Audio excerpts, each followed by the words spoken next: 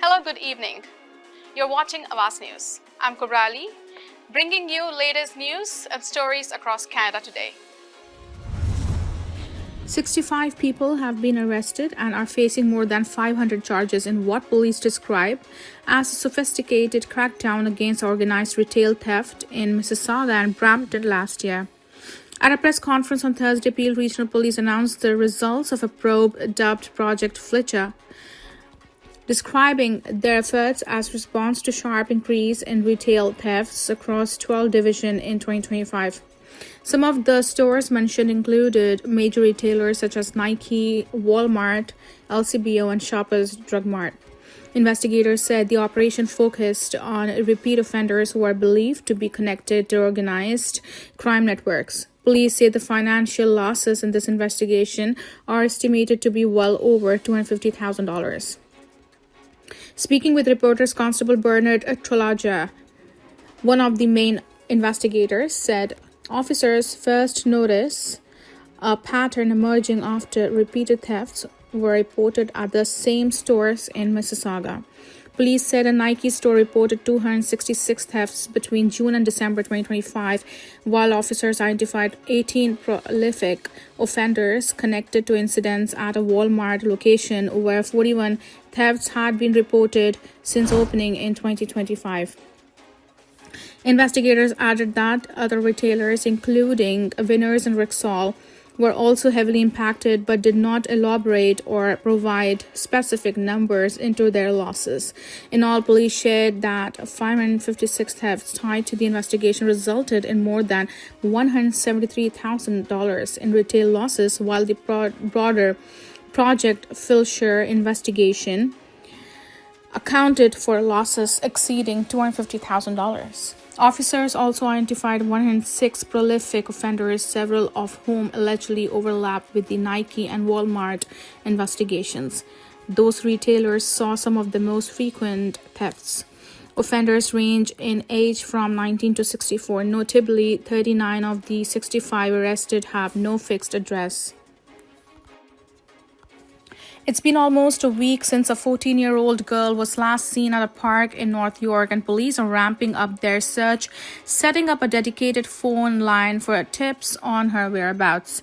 Duty Inspector John Rose provided an update on Thursday on their search for Esther, whose last known sighting was at Earl Bales Park in the area of Bathurst Street and Shepherd Avenue West around 11:30 p.m. on May 15. Unfortunately, tomorrow will mark 1 week since Esther has been missing, he said.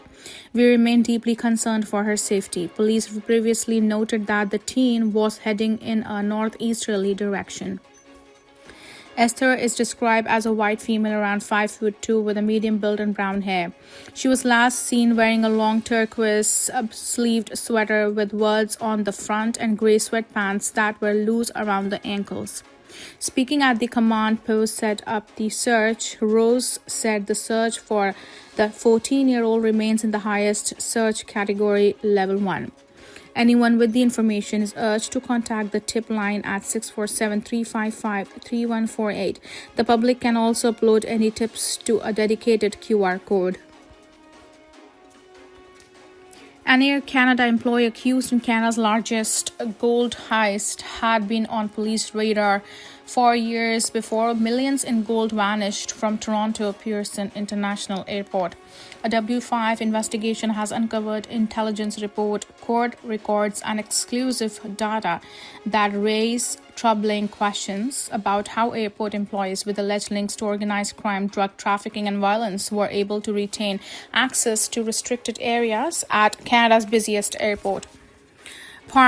Paul Sidhu is one of the 2 Air Canada employees accused in the gold heist that saw more than $22 million in gold and foreign currency stolen from a cargo facility at Pearson Airport in 2023. Police sources tell W5 that Sidhu's name surfaced in 3 separate airport drug investigations dating back to 2008.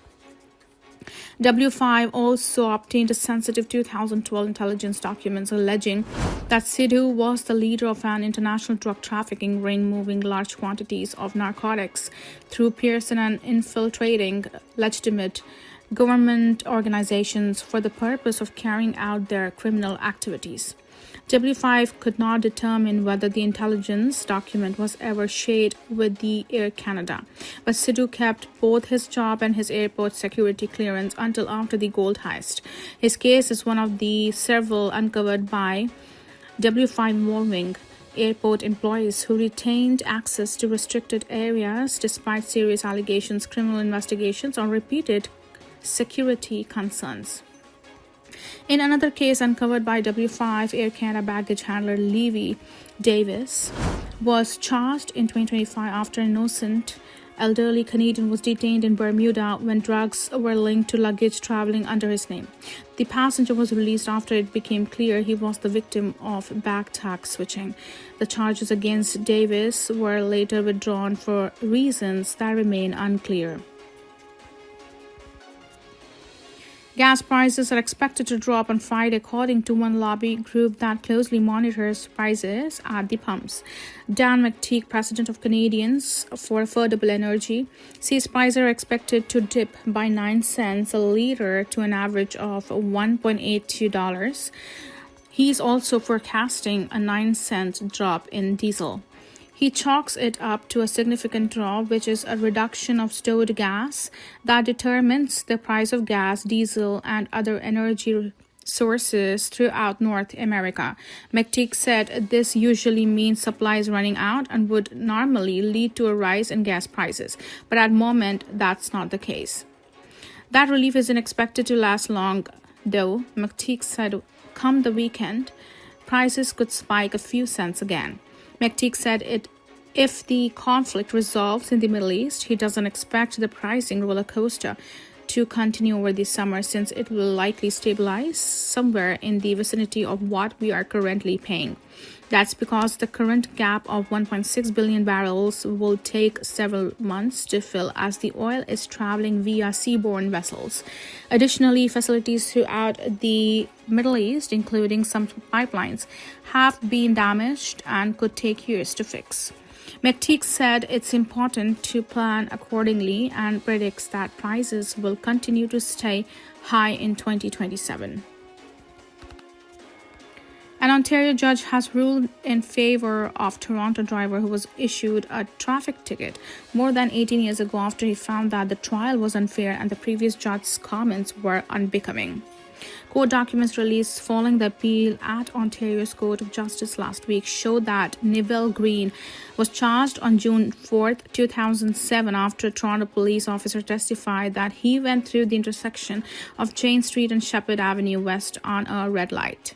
Green pleaded not guilty, claiming there was construction in the area at the time which might have impeded normal traffic flow. The trial was held before Justice of the Peace J. Frederick in Toronto on July 10, 2008, and Green was convicted. In delivering his decision at the time, Frederick said the officer was unclear.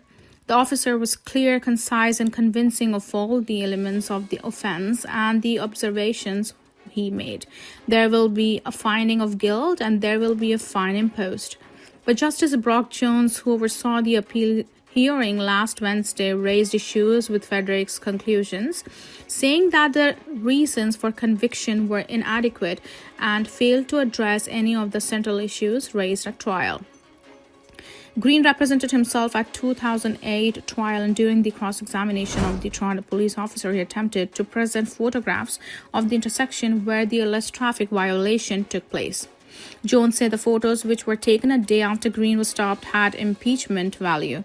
He explained that Green was trying to get the officer to respond to suggestion that construction in the area may have impacted traffic that day, given that the officer previously testified that there are no construction taking place. When Green asked the judge how he could present the evidence properly, he responded by saying this isn't law and order and that he could testify later if he wanted to. During his testimony, Green said he entered the intersection on a green light but was caught behind another car in the crossing as the light turned yellow. He agreed with the prosecutor that the light may have turned red while he was in the intersection, but not before he entered. When Green attempted to enter the photographs into evidence a second time, the judge ruled that they were inadmissible because they were taken after the offense took place. A former Durham regional police officer is facing multiple sexual assault charges, including pointing a firearm, after a victim came forward with new information from an incident that took place more than 20 years ago. In a news release issued Thursday, Ontario's Special Investigations Unit said Director Joseph Martino has reasonable grounds to believe former officer Kevin Siemens committed several criminal offenses against a female in connection with incidents alleged to have occurred in 2003. While the release itself offered few details, documents from the Ontario Civilian Commission on Police Services in 2006 related to disciplinary proceedings against Siemens suggest that the unnamed victim was 17 years old. It also goes on to suggest that at the time of the investigation, Constable Siemens was suspended from duty and his locker was searched. 9 photographs of a pornographic nature were found, as well as 3 police batons. At the time the appeal was dismissed, the investigation was reopened in 2024 after the complainant came forward with new details, the SIU said in Thursday release. As a result of the investigation, police say Siemens was arrested by RCMP Wednesday night on a Canada-wide warrant. He was found in Morinville, Alta, and is charged with the following: 6 counts of sexual assault, 1 count of sexual assault with weapon, 7 counts of sexual exploitation, 1 count of pointing a firearm, 6 counts of breach of trust, and 1 count of assault with a weapon. Police say he was later released on several conditions, including a condition prohibiting direct and indirect contact with the complainant. None of the allegations has been tested in court. Officials note Siemens is scheduled to appear before the Ontario Court of Justice in Oshawa on June 5th. The SIU said it will not provide further comment as the matter is now before the courts. Thank you for watching Awaz News. I'm Kubra Ali. See you next time.